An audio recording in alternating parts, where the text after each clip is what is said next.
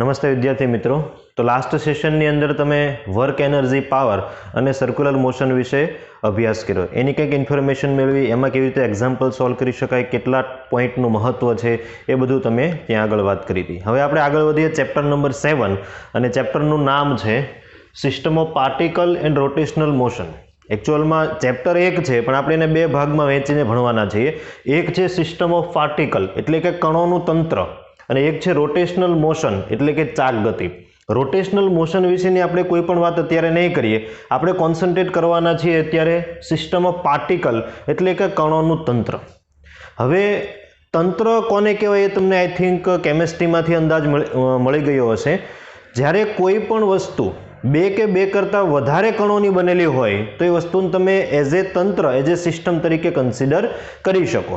કોઈ એક કણથી ક્યારેય તંત્ર બની શકે નહીં, એટલે એટલું મગજની અંદર બેસાડી દો, જ્યારે હું તંત્ર એવા શબ્દનો ઉપયોગ કરું ત્યારે એ તંત્રની અંદર બે અથવા તો બે કરતાં વધારે પાર્ટિકલનો સમાવેશ થયેલો હશે। હવે કોઈ પણ ચેપ્ટર નવું શરૂ કરીએ ત્યારે હું તમને આગળ પણ કહેતો આવ્યો હતો કે અમુક શબ્દો છે એ આપણા મગજની અંદર ખૂબ ફિટ થયેલા હોવા જોઈએ અને એ બધી જ ઇન્ફોર્મેશન તમને મળવાની હોય પ્રથમ લેક્ચરની અંદર। એટલે કે ચેપ્ટરનો ફર્સ્ટ લેક્ચર છે એ આપણા માટે ખૂબ જરૂરી બને છે અને એનું કારણ શું તો કે ચેપ્ટરમાં આવતી ટર્મ છે એ લગભગ ટર્મ તમે ફર્સ્ટ લેક્ચરની અંદર ભણતા હોયા છો। તો સિસ્ટમ ઓફ પાર્ટિકલ આપણે શરૂ કરીએ એના પહેલાં આપણે એક શબ્દ સમજવો છે અને એ શબ્દનું નામ છે સેન્ટર ઓફ માસ, જેને આપણે COM કહેવાના છીએ શોર્ટમાં, અને ઘણીવાર CM પણ બોલવામાં આવે છે। ગુજરાતી કરીએ તો એ છે દ્રવ્યમાન કેન્દ્ર। આમ જોઈએ તો એક પણ એવી કોમ્પિટિટિવ એક્ઝામ નથી કે દ્રવ્યમાન કેન્દ્રમાંથી એ કોમ્પિટિટિવ એક્ઝામમાં કોઈ પ્રશ્ન ન બન્યા હોય। એવરેજ એક ક્વેશ્ચન છે JEE લઈએ કે નીટ લઈએ આ ચેપ્ટરમાંથી હોય જ છે, એટલે એકેડેમિક દ્રષ્ટિએ ચેપ્ટરનું ખૂબ મહત્વ છે। હવે આપણને ફિઝિક્સમાં એ ચેપ્ટર શું કામ આપવામાં આવ્યું છે એ થોડી વાત સમજીએ। NCERTની અંદર નથી આપેલું દ્રવ્યમાન કેન્દ્રનું મહત્વ શું છે, કેમ આપણે એને ભણીએ છીએ, એટલે અહીંયા જ તમારે એને યાદ રાખવું પડશે। મેં અમુક વસ્તુ લખેલી છે, ઇમ્પોર્ટન્સ, દ્રવ્યમાન કેન્દ્રનું શું મહત્વ છે તે। The COM greatly simplify the problem and help us analyze its rotational motion, linear motion, skidding, spinning, oscillation, most other motion quite easily। અત્યાર સુધી તમે જે પણ પ્રકારની મોશન ભણ્યા એમાં એક બિંદુવત પદાર્થની વાત હતી। તમને એમ થાય કે સર અમે તો ટ્રકના દાખલા પણ ગણ્યા છે, તો ટ્રકને પૃથ્વીની સાપેક્ષે તમે બિંદુવત કણ તરીકે જ લેતા હતા, ટ્રકને તમે તંત્ર તરીકે લેતા હતા નહીં। જ્યારે તંત્ર ગતિ કરતું હોય, દાખલા તરીકે મારી પાસે આ એક ડસ્ટર છે, હું આ ડસ્ટરને સુરેખ પથ પર ગતિ કરાવું છું, તો આ ડસ્ટર છે એ બહુ બધા પાર્ટિકલથી બનેલું છે। તમને ખ્યાલ છે એક મોલની અંદર Na જેટલા પાર્ટિકલ હોય છે, એટલે બહુ બધા 10⁻23 ની રેન્જમાં। તો મારે આ તંત્રનો અભ્યાસ કરવો છે। એ સુરેખ પથ પર ગતિ કરી શકે છે, વર્તુળાકાર ગતિ કરી શકે છે, એ સ્કીડ એટલે કે લસરી શકે છે, એ કોઈ એક બિંદુને અનુલક્ષીને સ્પિન થઈ શકે છે। તો આ ડસ્ટર છે અત્યારે એક કણ નથી પણ કણોનું તંત્ર છે। તો આની સાથે સંકળાયેલ કોઈ પ્રોબ્લેમ છે એને જો મારે સોલ્વ કરવા હોય તો એ સમયે મને શું ઉપયોગમાં આવે છે, દ્રવ્યમાન કેન્દ્ર। દ્રવ્યમાન કેન્દ્ર શું છે એ મેં તમને હજુ વાત નથી કરી, બરાબર। મારે તંત્રનો અભ્યાસ કરવો છે, એની સાથે સંકળાયેલા પ્રોબ્લેમને સિમ્પ્લિફાય કરવા છે, સરળ બનાવવા છે, તો એ સમયે મારે તંત્રને એક દ્રવ્યમાન કેન્દ્ર તરીકે ધ્યાનમાં લેવાનું છે।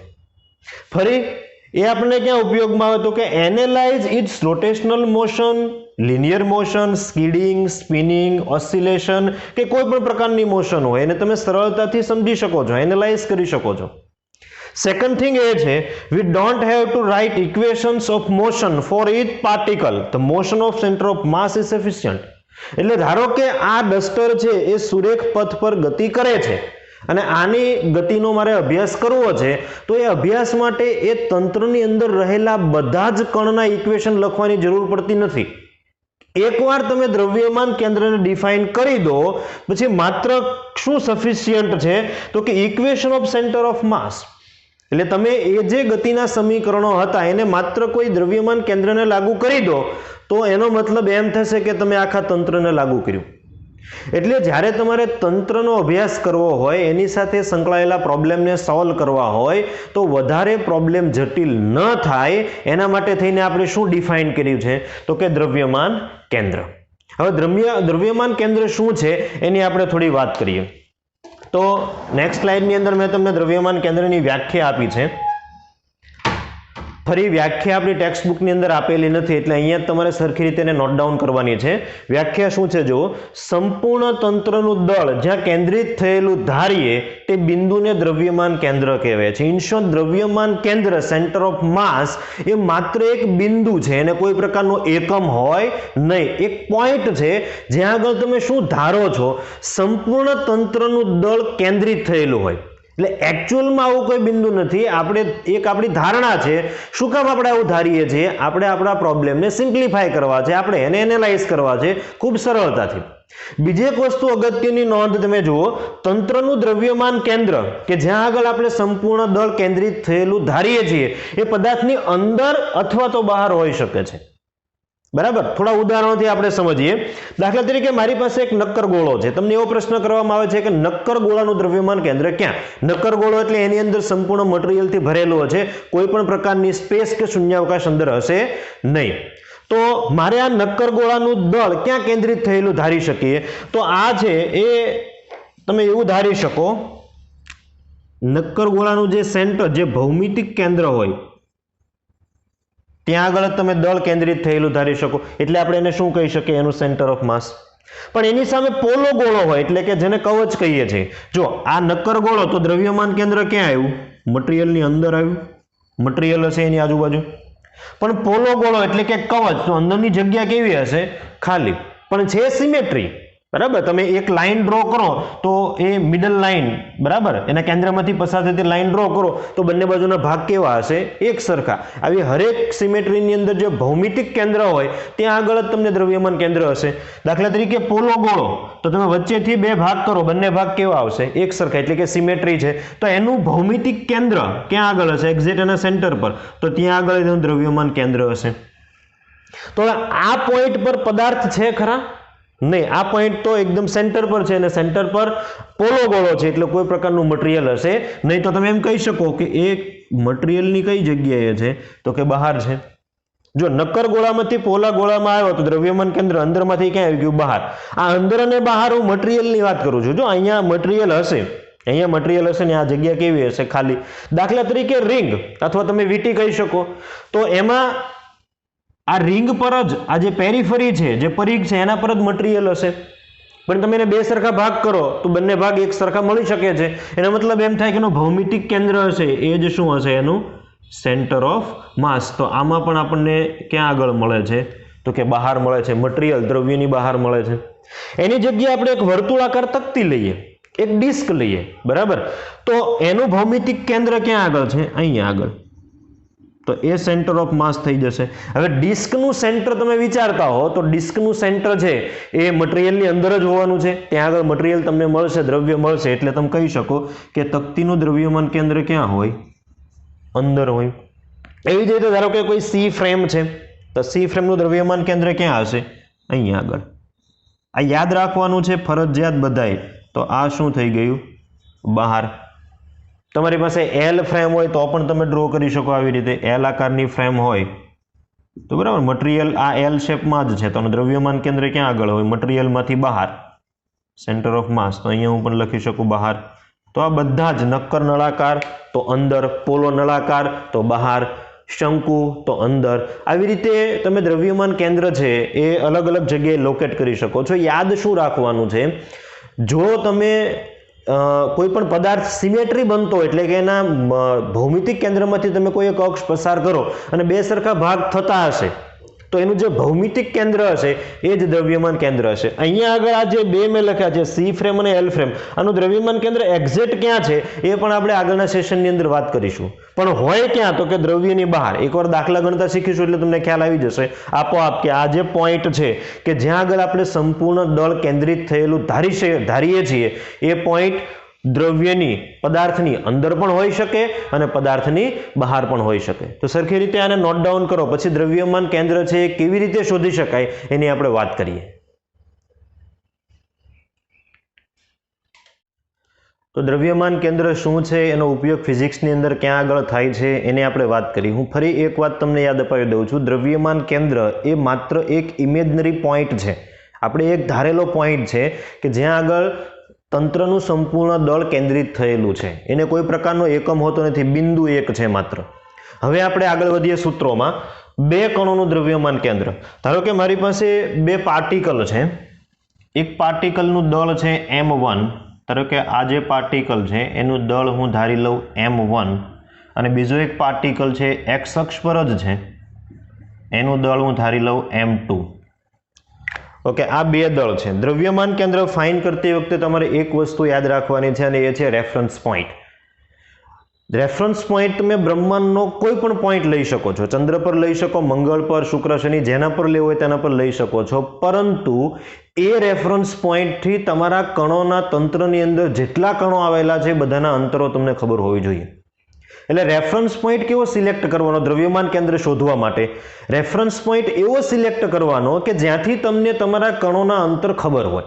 દાખલા તરીકે 1D ની આપણે વાત કરીએ, મેં બે કણ x અક્ષ પર મૂકેલા છે, તો બંને કણ માટે મારે એક રેફરન્સ પોઈન્ટ સિલેક્ટ કરવો પડશે દ્રવ્યમાન કેન્દ્ર ફાઇન્ડ કરવા માટે. આ બંને કણનું દ્રવ્યમાન કેન્દ્ર આ બંનેની વચ્ચે હશે કોઈ જગ્યાએ, બરાબર, પણ ક્યાંય ફાઇન્ડ કરવું છે તો આપણી પાસે કોઈ સૂત્ર હોવું જોઈએ. એ સૂત્ર હું તમને આપી રહ્યો છું. તો પહેલું છે રેફરન્સ પોઈન્ટ. તો હું રેફરન્સ પોઈન્ટ ધારો કે અત્યારે ઉગમ બિંદુ ધારી લઉં. આ ધારો કે રેફરન્સ પોઈન્ટ છે મારા માટે.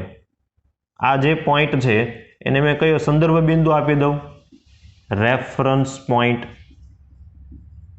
આ સૌથી મહત્વની વાત છે, કેમ કે અંતરની જરૂર પડશે. તો રેફરન્સ પોઈન્ટ છે એના યામ આપણે કેટલા લખી શકીએ? 0 0. ઉગમ બિંદુ છે એટલે. તો ઉગમ બિંદુથી m1 જે છે એ ધારો કે x1 અંતરે છે, અને m2 જે છે એ ધારો કે x2 અંતરે છે. ઓકે, ક્યાંથી બંનેના અંતર મેં મેજર કરી લીધા? રેફરન્સ પોઈન્ટથી. અત્યારે રેફરન્સ પોઈન્ટ મારા માટે શું છે? તો કે ઉગમ બિંદુ. તો હવે m1 અને m2 દ્રવ્યમાન કેન્દ્ર જો મારે લખવું હોય તો આપણી પાસે જે સૂત્ર છે એ સૂત્ર હું તમને આપી દઉં છું, RCM. બરાબર, એટલે સેન્ટર ઓફ માસ. મેં તમને કીધું હતું COM પણ લખાય છે અને CM પણ લખાય છે. તો સેન્ટર ઓફ માસ ક્યાં આગળ લોકેટ થયેલું હશે? ક્યાંથી અંતર મેજર કરવાનું છે? રેફરન્સ પોઈન્ટથી જ. બધા અંતરો આપણે રેફરન્સ પોઈન્ટથી જ મળવાના છે. તો એ દ્રવ્યમાન કેન્દ્રનું સમીકરણ છે m1 × x1 plus m2 × x2 divide by m1 plus m2. ખૂબ સિમ્પલ છે. જો દ્રવ્યમાન કેન્દ્ર ક્યાં આગળ મળે તમને? તો કે m1 એનું રેફરન્સ પોઈન્ટથી અંતર પ્લસ m2 × એનું રેફરન્સ પોઈન્ટથી અંતર divide by m1 plus m2. હવે અહીંયા આગળ પ્લસ જ આવે દરેક વખતે, તો એવું જરૂરી નથી. જો આ m2 છે એ આ રેફરન્સ પોઈન્ટની ડાબી બાજુ હોત તો તમારે પ્લસ અને માઇનસ લેવું પડે. જમણી તરફના અંતર પ્લસ લેતા હો તો ડાબી તરફના કેવા લેવા પડે? માઇનસ લેવા પડે. એટલે જો m2 અહીંયા કોઈ જગ્યાએ હોત તો હું x2 કેવું લઈ લેત? તો કે નેગેટિવ. એટલે આ વચ્ચેની પ્લસ સાઇન શું આવી જાય? તો કે માઇનસ આવી જાત. હવે અહીંયા આગળ દળ અને અંતરનો ગુણાકાર થયો છે. જુઓ તમે, આ દ્રવ્યમાન કેન્દ્રના યામનું સૂત્ર જો આ મારે આપવું હોય તો અહીંયા કોઈ જગ્યાએ હશે, તો એ થઈ જશે સેન્ટર ઓફ માસ અથવા તો CM, અને એ CM ના યામ તમે આવી રીતે આપી શકો છો, RCM. બરાબર, બધા જ ડેટા હોય તો તમે આ RCM ક્યાં આગળ લોકેટ થયેલું છે એ પણ કહી શકો. તો અહીંયા આગળ જુઓ તમે, દળ અને અંતર આનો ગુણાકાર થયો, અને એને કહેવાય દળની ચાક માત્રા. શું કહેવાય? દળની ચાક માત્રા. એટલે શું થઈ જાય? દળ ગુણ્યા અંતર. તો મારે આ RCM નું નવું સૂત્ર એક લખવું હોય તો હું કેવી રીતે લખી શકું? RCM ઇઝ ઇક્વલ ટુ, તો અહીંયા લખી દઉં, બધા જ કણોની કુલ દળની ચાક માત્રા ડિવાઈડ બાય તંત્રનું કુલ દળ. જો અત્યારે તંત્રમાં કેટલા કણ છે? બે જ કણ છે, m2. તો m1 અને m2 બેનો સરવાળો કરો તો તંત્રનું કુલ દળ થઈ જશે. ધારો કે આ જ અક્ષ પર ત્રીજો પોઈન્ટ હોત તો અહીંયા શું એડ કરી દે? Plus m3 x3 divide by શું થઈ જશે? પ્લસ m3 થઈ જશે. અહીંયા આગળ જેટલા કણ હોય એ બધાનો સરવાળો કરવાનો. જો એક જ તરફ હોય તો. જો બીજી દિશામાં પણ હોત તો જે બીજી દિશામાં છે એની આપણે શું કરે? બાદબાકી કરે. આ દ્રવ્યમાન કેન્દ્ર થઈ બે કણોનું માત્ર એક જ અક્ષ પર છે, એટલે તમે શું કહી શકો? 1D. દ્રવ્યમાન કેન્દ્ર એક પરિમાણમાં. ધારો કે દ્વિપરિમાણમાં હોય તો એ પણ આપણે જોઈ લઈએ. જ્યારે દ્વિપરિમાણની વાત આવે ત્યારે સદિશ છે એ એન્ટર થશે. કણ આપણે ગમે તેટલા રાખી શકીએ છીએ. હું અહીંયા લખી દઉં દ્વિપરિમાણ, એટલે કે બે પરિમાણમાં જ્યારે દ્રવ્યમાન કેન્દ્રની વાત હોય, ધારો કે આપણે બે અક્ષ લઈએ છીએ, આ એક્સ અને વાય. આપણી પાસે બે કે ત્રણ પાર્ટિકલ લઈએ, ધારો કે આ છે M1, અહીંયા એક પાર્ટિકલ લઈએ આપણે M2 અને અહીંયા એક પાર્ટિકલ લઈએ આપણે M3, બરાબર. અને આ ઉગમ બિંદુ એને આપણે કહીએ 0 0. જો દ્વિપરિમાણ એટલે ત્રીજો યામ નહીં આવે, એક્સ અને વાય બે જ યામ આવશે, અથવા વાય ઝેડ અથવા તો ઝેડ એક્સ કોઈ પણ બે અક્ષ આવશે. ધારો કે M1 છે એના યામ મારે લખવા છે, તો એ યામ ધારો કે છે x1 y1. M2 ના યામ હું લખી દઉં x2 y2 અને M3 ના લખી દઉં x3 y3. યામ લખવાનો મતલબ તમને ખ્યાલ હશે. M1 નો x1 યામ એટલે ઉગમ બિંદુથી એ x અક્ષ પર x1 અંતરે છે અને y અક્ષ પર y1 અંતરે છે. બંનેને ભેગા કરો તો આ પોઈન્ટ તમને મળી જાય. પોઈન્ટને આપણે લખી શકીએ x1 y1, જે તમે ધોરણ 10 ની અંદર સરખી રીતે લખતા શીખ્યા છો અને સદિશની અંદર પણ. તો આ દ્વિપરિમાણ થઈ ગયું. આપણી પાસે ત્રણ પાર્ટિકલ છે, તો કરવાનું કંઈ નથી. જો અહીંયા આગળ મેં એની પોઝિશન જ આપી હતી, દળ ગુણ્યા એની પોઝિશન, અહીંયા દળ ગુણ્યા એની પોઝિશન. એક પરિમાણ હતું એટલે પોઝિશન એક પરિમાણમાં જ હતી x1 માં. અહીંયા દ્વિપરિમાણ છે તો પોઝિશન દ્વિપરિમાણમાં હશે. તમારે સૂત્ર બદલવાનું નથી, RCM, પણ હવે સદિશ સ્વરૂપે મારે લખવું પડશે કેમ કે દ્વિપરિમાણ છે. આમાં સદિશ લખવાની જરૂર નથી. એક પરિમાણ હોય તો કાં તો I હશે, કાં તો J અથવા તો K હશે. તો RCM શું થઈ જશે? M1 ઇન્ટુ એની પોઝિશન, તો x1 y1 પ્લસ M2 બીજાની પોઝિશન શું થઈ જશે? x2 y2 plus M3 ત્રીજાની position શું થઈ જશે? x3 y3. આપણે દાખલા ગણીએ એટલે તમને વધારે ખ્યાલ આવી જશે. છેદમાં કુલ દળ, તો M1 plus M2 plus M3. Okay, આને આપણે જો સિમ્પ્લિફાય કરીએ તો M1 x1 સાથે ગુણાશે, y1 સાથે ગુણાશે, M2 x2 સાથે y2 સાથે, એવી રીતે M3 x3 સાથે y3 સાથે. તો હું શું લખી શકું? M1 x1 પ્લસની નિશાની xm નો સરવાળો થાય અને ym નો સરવાળો થાય, તો plus M2 x2 plus M3 x3. આ મળી ગયો મને xm ડિવાઇડ ઇન્ટુ બીજો ym આપણે લખીએ તો ym નો સરવાળો M1 y1 plus M2 y2 plus M3 y3 અને હોલ ડિવાઇડ બાય શું આવી જશે? તો કે તંત્રનું કુલ દળ M1 plus M2 plus M3. ધારો કે RCM જે છે એ સદિશને હું અહીંયા લોકેટ કરું. જુઓ તમે, ધારો કે તંત્રનું દ્રવ્યમાન કેન્દ્ર છે એ આ પોઈન્ટ પર છે, બરાબર. તો આને આપણે કહી શકીએ સદિશ RCM. અહીંયા આગળ છે સેન્ટર ઓફ માસ અને એના યામ ધારીએ આપણે x અને y. ધારો કે તો મારે x અને y અહીંયા લખી આવી રીતે લખી શકું હું. RCM એટલે આ શું થઈ જશે? x અને y. તો x સાથે xm સરખાવી દો, y સાથે ym સરખાવી દો. દાખલા તરીકે xm મારે લખવું હોય તો x ઇક્વલ ટુ શું થઈ જશે? M1 x1 plus M2 x2 plus M3 x3 whole divide by M1 plus M2 plus M3. અને ym લખવો હોય તો M1 y1 plus M2 y2 plus M3 y3 whole divide by શું થઈ જશે? M1 plus M2 plus M3. તો આ બંને જે સમીકરણ તમને દેખાય છે x ના અને y ના, એ શું દર્શાવે છે? દ્રવ્યમાન કેન્દ્રનો x યામ અને દ્રવ્યમાન કેન્દ્રનો y યામ. પેટર્ન મેં બદલાવી નથી, હું ખાલી 1D માંથી ક્યાં ટ્રાન્સફર થઈ ગયો છું? 2D માં ટ્રાન્સફર થઈ ગયો છું. 2D માં ટ્રાન્સફર થઈએ તો તમને ખ્યાલ છે આપણી પાસે x અને y બંને યામ હોય, તો xm માં શું કરવાનું? તો કે M1 x1 બધાના xm નો સરવાળો કરવાનો, ym ના શું કરવાનું? બધા ym નો સરવાળો કરવાનો. છેદમાં તો હંમેશા તંત્રનું કુલ દળ જ આવશે. n કણો હોય તો mn સુધી તમારે સરવાળો કરતા જવાનો. તો આ વાત થઈ 1D અને 2D ની અંદર. હવે આપણે નેક્સ્ટ વાત કરીએ 3D માં જો હોય કોઈ પણ તંત્ર તો એનું દ્રવ્યમાન કેન્દ્ર કેવી રીતે શોધી શકાય તે. તો એને પહેલા સરખી રીતે આને નોટ ડાઉન કરી લો.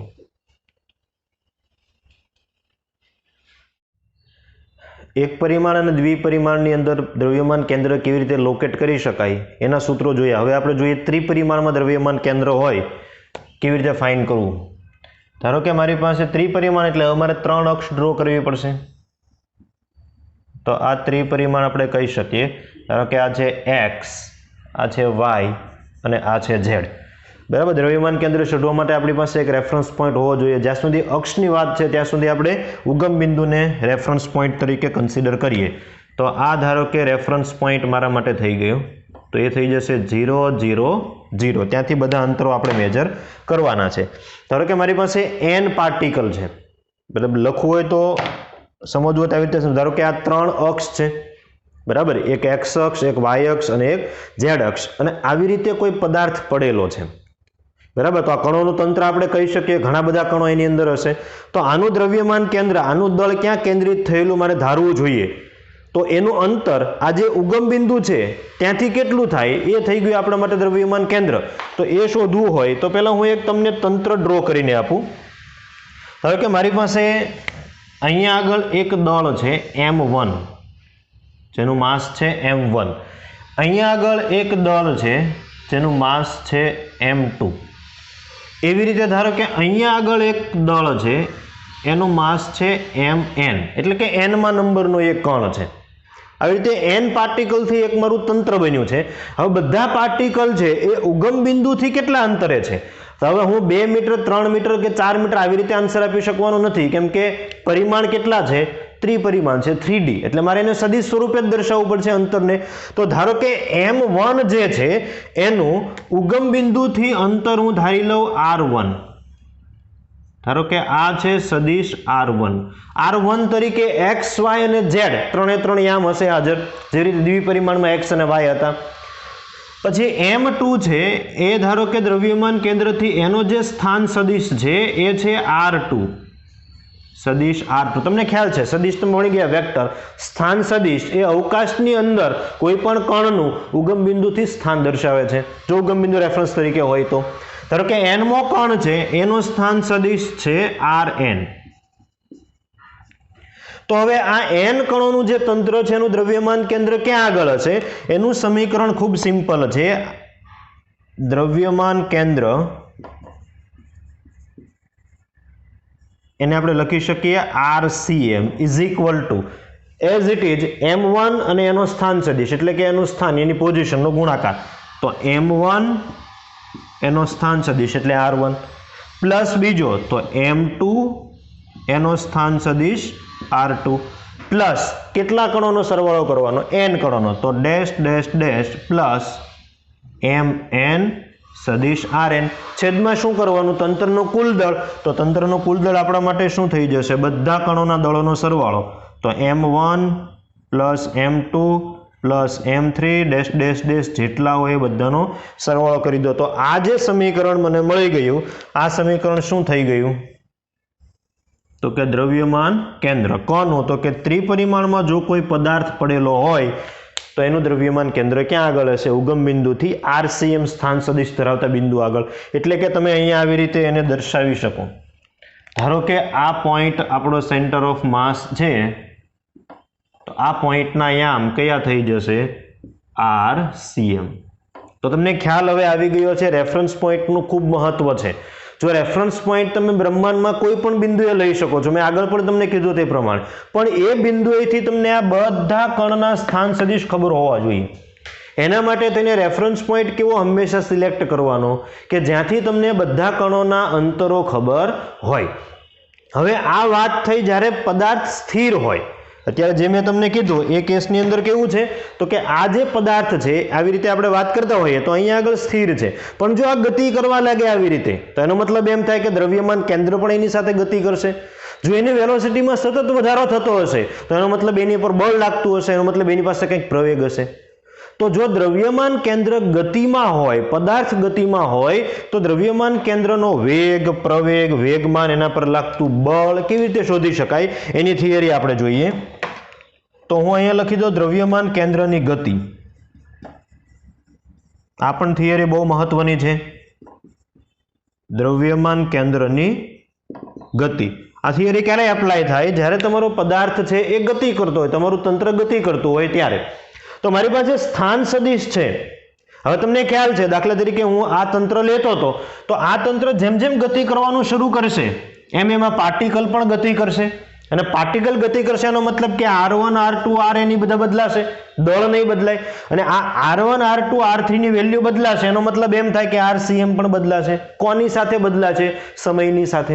આપણે ખ્યાલ છે કે જો અંતરમાં સમયની સાથે ફેરફાર થતો હોય તો પદાર્થ પાસે વેલોસિટી હોય, અને પદાર્થ પાસે, તંત્ર પાસે વેલોસિટી હોવાનો મતલબ સીધો થઈ જશે કે દ્રવ્યમાન કેન્દ્રની પાસે પણ ગતિ હશે, વેલોસિટી હશે. તો એ મારે આપવી તો કેવી રીતે આપી શકાય? તો જેવી રીતે એક પરિમાણમાં કે દ્વિપરિમાણમાં તમે ભણ્યા હતા, અંતરનું સમયની સાપેક્ષે વિકલન કરવાથી જે તે સમયે તમને વેગ મળે છે. તો એ જ વસ્તુ અહીંયા રિપીટ કરવાની છે. તો હું પહેલો પોઈન્ટ અહીંયા લખી દઉં છું, દ્રવ્યમાન કેન્દ્રનો વેગ. તો આપણે કરવાનું શું છે? જો આ RCM, તો હવે હું અહીંયા શું લખી દઉં? VCM, દ્રવ્યમાન કેન્દ્રની વેલોસિટી. તો સિમ્પલ શું કરવાનું છે? તો કે DRCM ડિવાઈડ બાય શું થઈ જશે? DT. એટલે કે અંતરનું કોની સાપેક્ષે વિકલન કરવાનું? સમયની સાપેક્ષે. ઓકે, અંતરનું સમયની સાપેક્ષે વિકલન કરીએ તો હવે અહીંયા વિકલન થશે.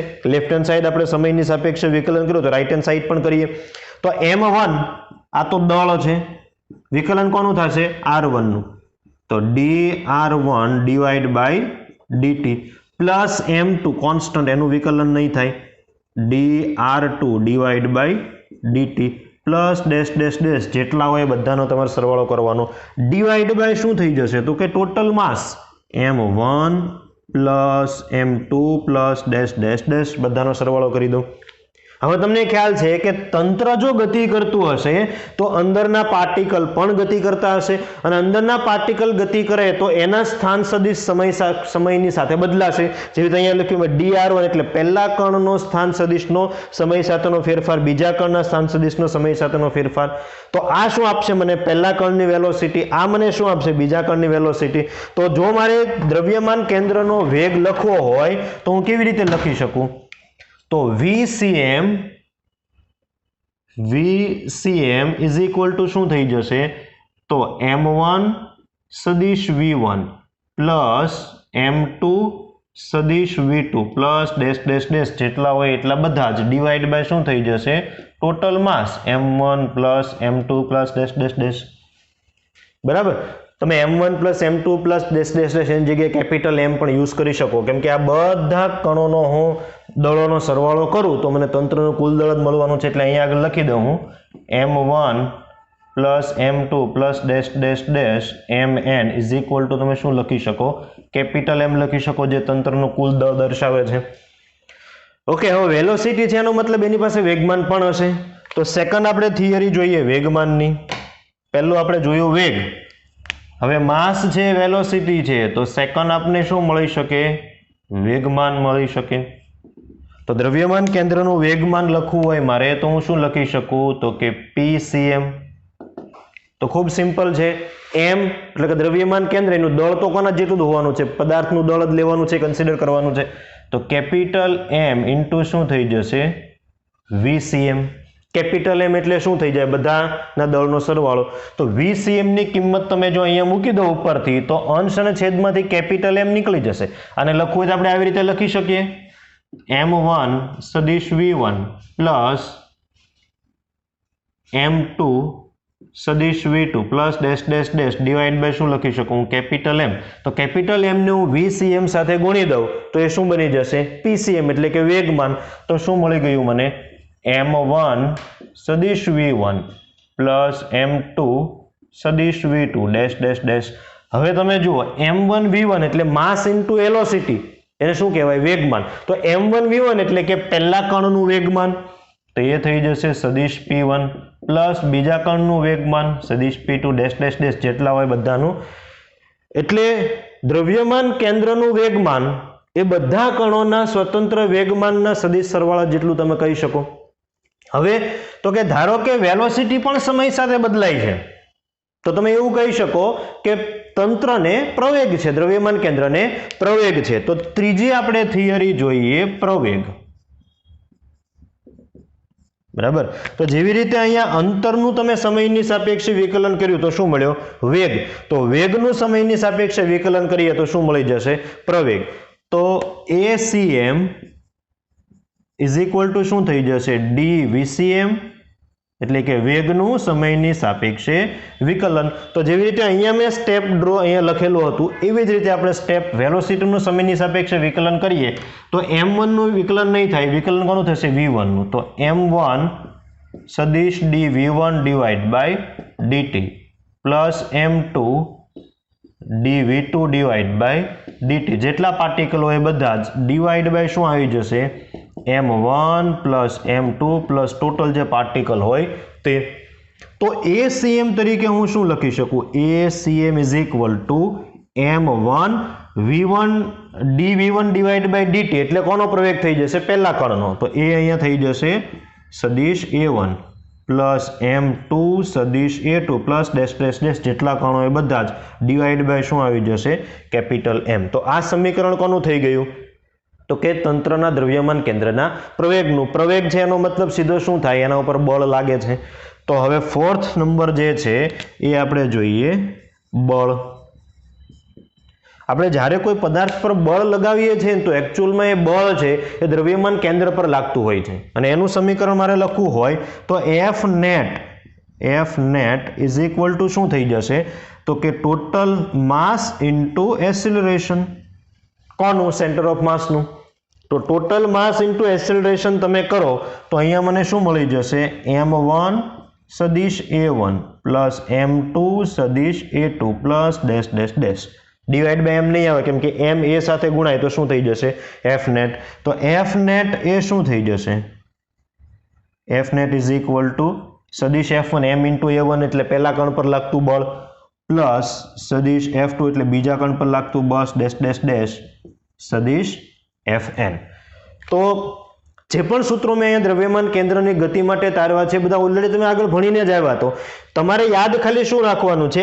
RCM નું સૂત્ર યાદ રાખવાનું છે. દળની ચાકમાત્રાઓનો સરવાળો છેદમાં કુલ દળ. અંતરનું સમયની સાપેક્ષે વિકલન કરો તો વેગ મળી જશે.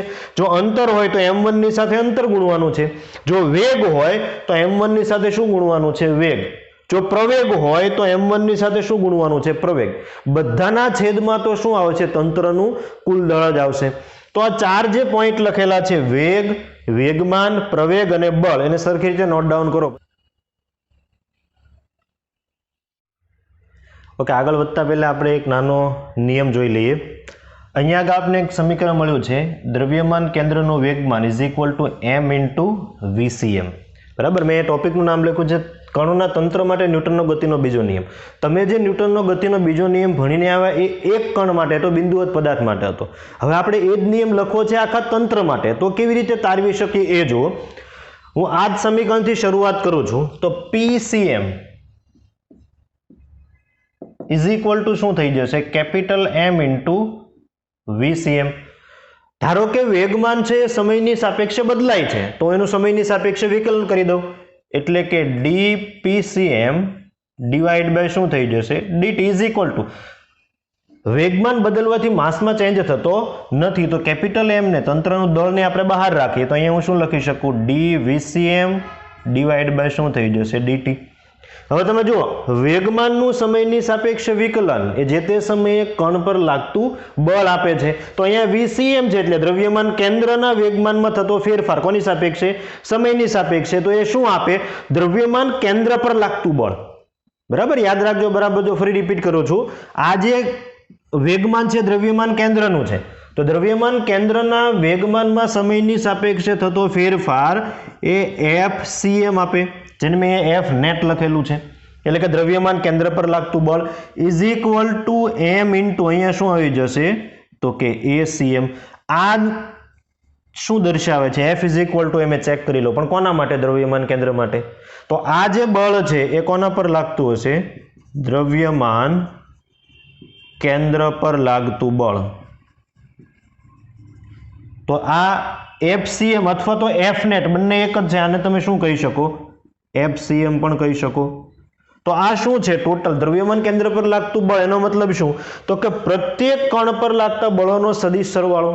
હવે એવું જરૂરી નથી કે કણ છે તંત્રની અંદર જે કણ હોય તો પર્ટિક્યુલર એક કણ પર એક જ બળ લાગતો હોય, આવું જરૂરી છે નહીં. જો એક કરતા વધારે બળ લાગતા હોય તો એ સમયે તમારે નેટ બળ કન્સિડર કરવાનું. દાખલા તરીકે આવું મારી પાસે કોઈ તંત્ર છે, આ એક પાર્ટિકલની આપણે વાત કરીએ, ધારો કે m1 કણ છે, તો એના ઉપર અલગ અલગ દિશામાંથી બે બળ લાગે છે. ધારો કે આ છે F1 અને આ તરફથી લાગે છે F2.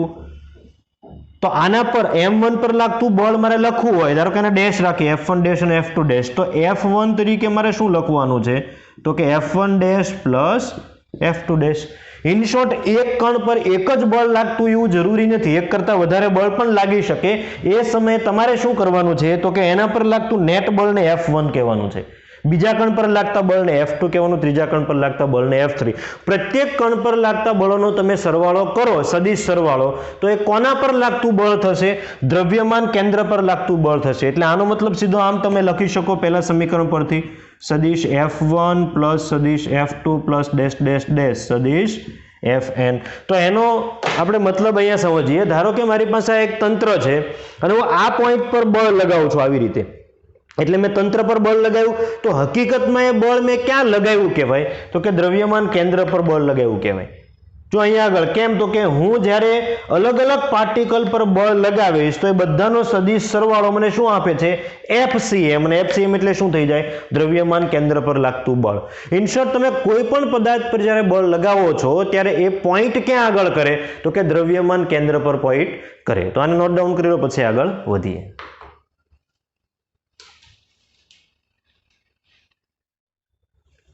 દ્રવ્યમાન કેન્દ્રની થિયરી જોઈ એના પછી આપણે એક્ઝામ્પલની શરૂઆત કરીએ. ધારો કે મારી પાસે એક 2 બોડી સિસ્ટમ છે એક પરિમાણની અંદર, તો તમને પ્રશ્ન એવો કર્યો છે કે તંત્રનું દ્રવ્યમાન કેન્દ્ર શોધો. હવે જો આગળ જ્યારે મેં તમને 2 બોડી સિસ્ટમ આપી ત્યારે મેં તમને રેફરન્સ તરીકે ઉગમ બિંદુ આપ્યું હતું. હવે આપણને ખબર નથી કે આ બંને પોઈન્ટ છે કઈ અક્ષ પર છે, ક્યાં આગળ છે. આપણને એટલી ખબર છે કે બંનેના દળ m1 અને m2 છે અને બંને વચ્ચેનું અંતર r છે. બહુ સિમ્પલ વાત છે. ધારો કે અવકાશના આ બે પોઈન્ટ છે m1 અને m2, બે વચ્ચેનું અંતર r, તો દ્રવ્યમાન કેન્દ્ર ક્યાં? જો આ x અક્ષ પર હોય અને ઉગમ બિંદુથી મને અંતર ખબર હોત તો આપણી પાસે સમીકરણ છે જ m1x1 plus m2x2 divide by m1 plus m2. અત્યારે આપણને ખબર નથી, અવકાશમાં કોઈ પણ જગ્યાએ હોઈ શકે છે. આપણને ખબર માત્ર એટલી છે બેયનું દળ અને બંને વચ્ચેનું અંતર. તો આ સમયે દ્રવ્યમાન કેન્દ્ર શોધો. મેં તમને આગળ કીધું હતું રેફરન્સ પોઈન્ટ છે ને સૌથી મહત્વનો છે. રેફરન્સ પોઈન્ટ એવો સિલેક્ટ કરવાનો છે કે જ્યાંથી તમને બંને કણના અથવા તો જેટલા કણ હોય એના અંતરો ખબર હોય. તો હું અહીંયા આગળ શું યુઝ કરું તો કે m1 જે જગ્યાએ પડેલો છે એને હું રેફરન્સ પોઈન્ટ ધારી લઉં, એટલે એના અહીંયા હું કેટલા કરી દઉં? 0 0. બરાબર. દાખલા તરીકે અહીંયા આગળ આ જે m1 છે એને હું શું બનાવી દઉં? રેફરન્સ બનાવી દઉં. આનો ફાયદો શું થશે તો કે જેને રેફરન્સ બનાવો એના યામ તમારે કેટલા લઈ લેવાના તો કે 0 0. તો હવે મને ખબર છે કે m1 થી m2 કેટલું દૂર છે તો કે r અંતરે. ખ્યાલ આવે છે? તમે m2 ને પણ રેફરન્સ બનાવી શકો, તો એના યામ 0 0 લઈ લેવાના. તો ધારો કે સેન્ટર ઓફ માસ જે છે એ અહીંયા આગળ છે, આ પોઈન્ટ પર સેન્ટર ઓફ માસ છે. મને ખબર નથી, હું ધારી રહ્યો છું અત્યારે આ છે સેન્ટર ઓફ માસ કે જે m1 થી કેટલા અંતરે છે તો કે r1 અંતરે છે, અને m2 થી કેટલા અંતરે છે તો કે r2 અંતરે છે. બરાબર. તો અત્યારે મેં સેન્ટર ઓફ માસ છે એ m1 થી r1 અંતરે ધારેલું છે, તો મારા માટે એ r1 એ જ શું થઈ જશે? rcm થઈ જશે. બરાબર. તો હું અહીંયા એક લાઈન લખી દઉં. ધારો કે COM centre of mass m1 થી r1 અંતરે છે.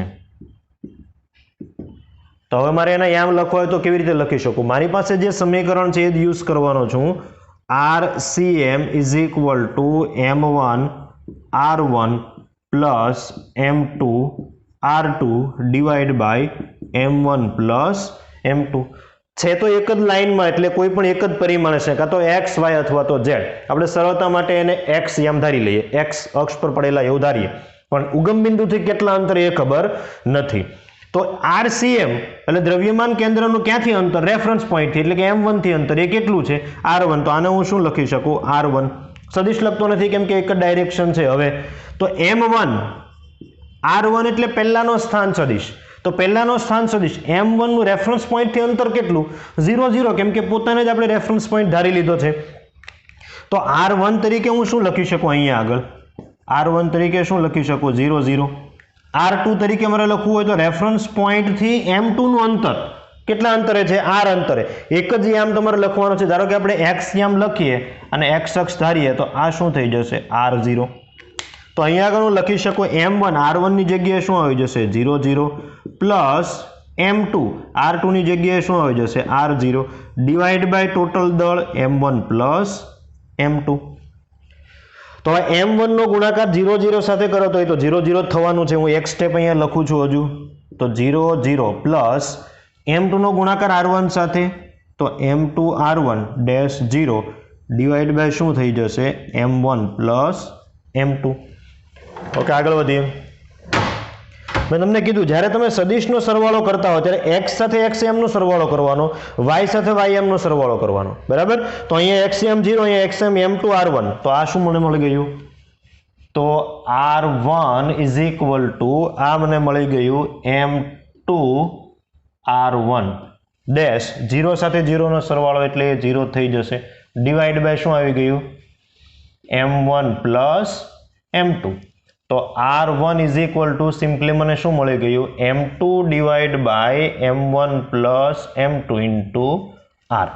સમીકરણ છે એને યાદ રાખવાનું છે અને એક્ઝામ માટે ખૂબ મહત્વનું છે, કોમ્પિટિટિવ એક્ઝામ માટે. આગળના ચેપ્ટરમાં પણ આ સમીકરણનો આપણે ઉપયોગ કરીશું. જો સિમ્પલ છે, જ્યારે બે કણ વચ્ચેનું અંતર R હોય ત્યારે કોઈ પણ એક કણથી દ્રવ્યમાન કેન્દ્ર કેટલા અંતરે હોય?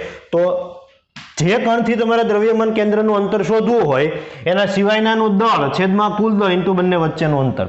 R1 એટલે એ કોનાથી અંતર છે? M1 થી. ધારો કે M2 થી મારે અંતર આપવું હોય તો M2 થી COM નું અંતર તમે બે રીતે ફાઇન્ડ કરી શકો. એક તો જે મેં તમને અહીંયા આપેલું છે એના પરથી ડાયરેક્ટ ઇક્વેશન લખી શકો, અથવા તો આપણને ખબર છે કે R1 અને R2 નો સરવાળો કરો તો શું મને મળે? R. તો અહીંયા આગળ એ કરી શકું R ઇઝ ઇક્વલ ટુ શું મને મળે? R1 plus R2. તો R2 ઇઝ ઇક્વલ ટુ શું થઈ જશે? R minus R1. R1 ની કિંમત તમારી પાસે છે આમાં પ્લેસ કરો એટલે R2 ઇઝ ઇક્વલ ટુ તમને આવી રીતે મળી જશે M1 divide by M1 plus M2 into R. તો સેકન્ડ સમીકરણ છે એ પણ તમારે યાદ રાખવાનું છે. હવે કોઈ પણ એક યાદ રાખવું હોય તો ગુજરાતીમાં તમે આવી રીતે યાદ રાખી શકો. બે કણોના તંત્રનું દ્રવ્યમાન કેન્દ્ર કોઈ એક કણથી તમારે એના યામ ફાઇન્ડ કરવા હોય તો અંશમાં બીજાનું દળ છેદમાં કુલ દળ ઇન્ટુ બંને વચ્ચેનું અંતર. એટલે RCM છે એ અહીંયા આગળ આપણે લોકેટ કરેલું ધારી શકીએ આ પોઈન્ટથી R1 અંતરે. હવે અહીંયા શોર્ટકટ માટે તમે સમીકરણનો ઉપયોગ કરો, તમને M1 M2 અને કેપિટલ R અથવા તો સ્મોલ r તમને આપી દીધું હોય. નોટ ડાઉન કરો. પછી આપણે સ્વાધ્યાયનો એક દાખલો જોઈએ. સ્વાધ્યાય 7.2 HCl અણુમાં બે પરમાણુ ન્યુક્લિયસો વચ્ચેનું અંતર લગભગ 1.27 એંગસ્ટ્રોમ છે. ક્લોરીન અણુ એ હાઇડ્રોજન પરમાણુથી લગભગ 35.5 ગણો દળદાર છે અને આ અણુનું લગભગ તમામ દળ તેના ન્યુક્લિયસમાં કેન્દ્રિત છે તેમ આપેલ છે. તો અણુના સેન્ટર ઓફ માસનું આશરે સ્થાન શોધો. જો HCl એક અણુ છે આપણી પાસે, હું અહીંયા ડ્રો કરું. એમની વચ્ચેનું અંતર જે છે H અને Cl એની વચ્ચેનું અંતર 1.27 એંગસ્ટ્રોમ છે. એટલે ધારો કે આને આપણે કહીએ હાઇડ્રોજન અને આને આપણે કહીએ ક્લોરીન.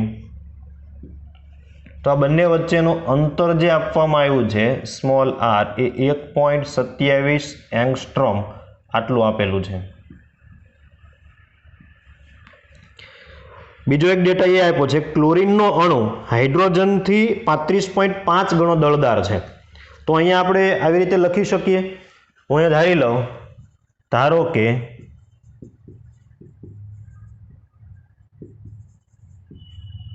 હાઇડ્રોજનનું દળ ઇઝ ઇક્વલ ટુ m. બરાબર? તો ક્લોરીનનું દળ કેટલું થઈ જશે? ક્લોરીનનું દળ is equal two 35.5 into m, કેમ કે હાઇડ્રોજન કરતાં 35.5 ગણો ભારે છે. તો આ તંત્રનું દ્રવ્યમાન કેન્દ્ર ક્યાં આવેલું હશે? તો આપણે એવું લોકેટ કરીએ થોડા સમય માટે. ધારો કે અહીંયા આગળ આવેલું છે, અહીંયા છે સેન્ટર ઓફ માસ CM. કોઈ એક પોઈન્ટથી તમને અંતર મળવાનું છે. દાખલા તરીકે H થી મેળવો અથવા તો Cl થી મેળવો. હમણાં મેં તમને જે શોર્ટકટ મેથડ આપી એનો તમે ડાયરેક્ટ અહીંયા ઉપયોગ કરી શકો છો, અથવા તો તમે આપણી ટ્રેડિશનલ જે મેથડ હતી M1 x1 + M2 x2 divide by M1 + M2 એનો ઉપયોગ કરી શકો. હું શું કરી દઉં, ધારો કે આ સેન્ટર ઓફ માસ છે, તો આ જે અંતર છે RCM એ અંતર આપણે જોઈએ છે ક્યાંથી તો કે H થી. તો આ જે પોઈન્ટ છે એને આપણે M1 કહીએ, Cl જે છે એને આપણે શું કહીએ M2 કહીએ. તો જે મેં મેથડ તમને કીધી હતી એ પ્રમાણે આપણે આગળ વધીએ તો દ્રવ્યમાન કેન્દ્રનું H થી અંતર, કોનાથી અંતર આપણે માપીએ H થી, તો એ RCM ઇઝ ઇક્વલ ટુ હાઇડ્રોજનથી તમે જ્યારે અંતર મેજર કરતા હો ત્યારે દળ કોનું લેવાનું અંશમાં તો કે ક્લોરીનનું, એટલે કે M2 ડિવાઈડ બાય બંનેનું દળ M1 પ્લસ M2 ઇન્ટુ બંને વચ્ચેનું અંતર સ્મોલ r, તો ઇક્વલ ટુ M2 તો એનું દળ કેટલું છે 35.5 m 35.5 m ડિવાઈડ બાય બંનેનું દળ તો M1 એટલે m પ્લસ 35.5 m ઇન્ટુ બંને વચ્ચેનું અંતર r કેટલું આપેલું છે 1.27 એંગસ્ટ્રોમ. તો જો આ સાદુરૂપ તમે આપો તો આનો આન્સર આપણને મળી જશે ઇક્વલ ટુ 1.24 એંગસ્ટ્રોમ. તો એનો મતલબ સીધો તમે એમ કરી શકો કે હાઇડ્રોજન પરમાણુથી દ્રવ્યમાન કેન્દ્ર કેટલા અંતરે છે 1.24 એંગસ્ટ્રોમ. 1.24 એંગસ્ટ્રોમ એટલે નિયર ઇક્વલ કોની નજીક જતું રહ્યું ક્લોરીનની નજીક જતું રહ્યું. જો બે વચ્ચેનું અંતર 1.27 છે તો 1.24 એટલે એ કોની નજીક થશે ક્લોરીનની નજીક છે. અંતર 1.24 એંગસ્ટ્રોમ ક્યાંથી મપાયેલું છે તો કે હાઇડ્રોજનથી, કેમ કે આપણે અંતર દ્રવ્યમાન કેન્દ્રનું ક્યાંથી લીધું છે હાઇડ્રોજનથી. તો અહીંયા તમારે એક નાની નોંધ યાદ રાખવાની છે, જ્યારે બે કણોનું દ્રવ્યમાન કેન્દ્રની વાત હોય તો દ્રવ્યમાન કેન્દ્ર વધારે દળ તરફ ખસેલું હોય. આ એક નોંધ તમારે યાદ રાખવાની છે. દાખલા તરીકે ક્લોરીનનું વધારે દળ છે તો દ્રવ્યમાન કેન્દ્ર કોની નજીક હશે ક્લોરીનની, એની જગ્યાએ કોઈ બીજો કણ હોત. ટૂંકમાં M1 અને M2 ની સિસ્ટમ હોય તો જો M1 વધારે હોય તો M1 નજીક દ્રવ્યમાન કેન્દ્ર હશે, M2 નું દળ વધારે હોય તો M2 ની નજીક દ્રવ્યમાન કેન્દ્ર હશે. તો સરખી રીતે નોટ ડાઉન કરી લો.